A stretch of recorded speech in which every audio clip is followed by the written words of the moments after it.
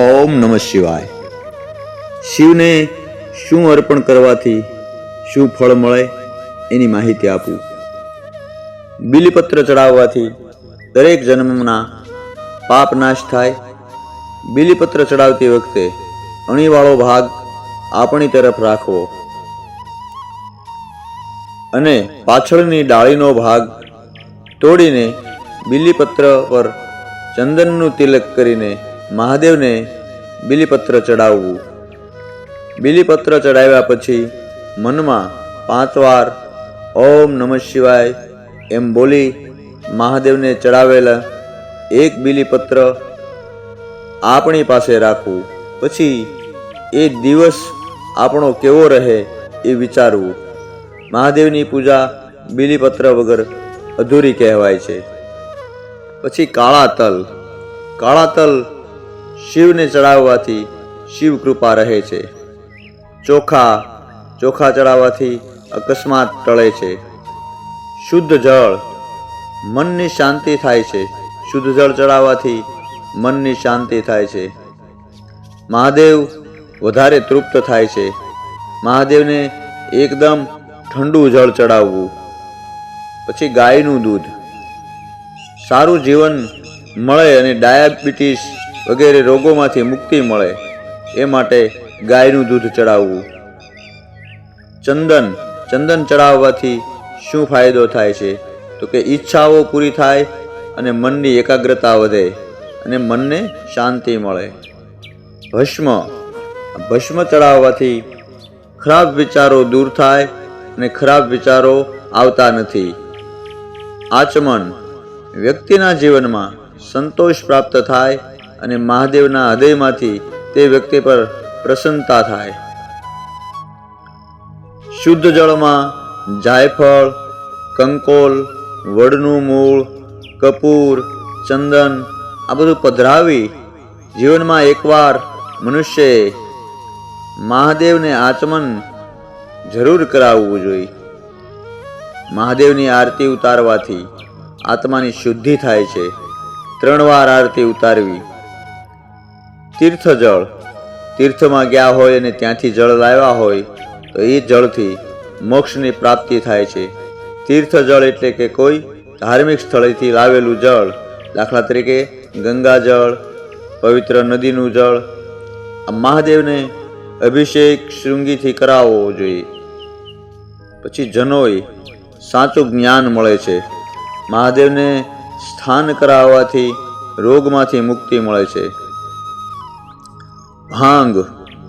ભાંગથી એકાગ્રતા સ્થિર થાય છે. દહીં સંપત્તિ પ્રાપ્ત થાય છે. ઘી ચડાવવાથી વ્યાધિમાંથી મુક્તિ મળે અને શક્તિની પ્રાપ્તિ થાય છે. દર્પણ આવતા જન્મમાં શિવનો પાર્ષદ થવાય છે. છત્ર મહાદેવ એના પર કદી કલંક ન લાગવા દે. મહાદેવને આસન અર્પણ કરવાથી 100 યજ્ઞ જેટલું પુણ્ય મળે છે. મહાદેવને વસ્ત્ર એટલે કે પીતાંબર અર્પણ કરવાથી આયુષ્ય સારું મળે છે. મહાદેવના પગ ધોવાથી પાપ નાશ થાય છે. મહાદેવને દંડવત કરવાથી એટલે કે પ્રણામ કરવાથી ધીમે ધીમે પાપ નાશ પામે છે. ધૂપ, અગરબત્તી આ બધું શક્તિશાળી, પાપ ટાળે, કુટુંબનો ઉદ્ધાર થાય. શિવ મંદિરમાં ધૂપ કરવાથી પોતાના ઘરમાં અને મોસાળમાં ઉદ્ધાર થાય.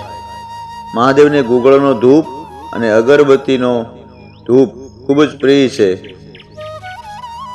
ધૂપ કરો ત્યારે ભગવાનની નાભીમાં એકવાર બતાવવું. ધૂપ. દીવો અગણિત સંપત્તિ પ્રાપ્ત થાય. દીવો મંદિરમાં કરો ત્યારે એકવાર ભગવાનની આંખમાં દૂરથી બતાવો. શિવ મંદિરમાં અખંડ દીવો કરવાથી બેડો પાર થાય છે. મીઠાઈ સંતોષ મળે છે. શિવરાત્રિના દિવસે ઘઉં અને જવ મહાદેવને અર્પણ કરવાથી વંશ વૃદ્ધિ થાય અને સાંસારિક સુખ મળે છે.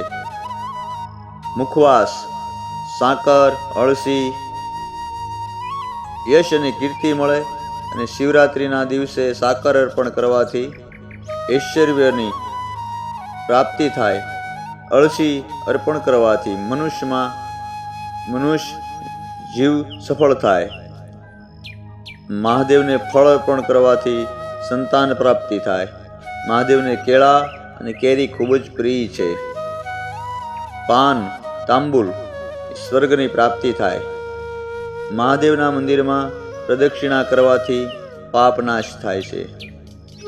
દૂધ અને સાકર પુત્રની પ્રાપ્તિ અને સારી વૃદ્ધિની પ્રાપ્તિ થાય છે.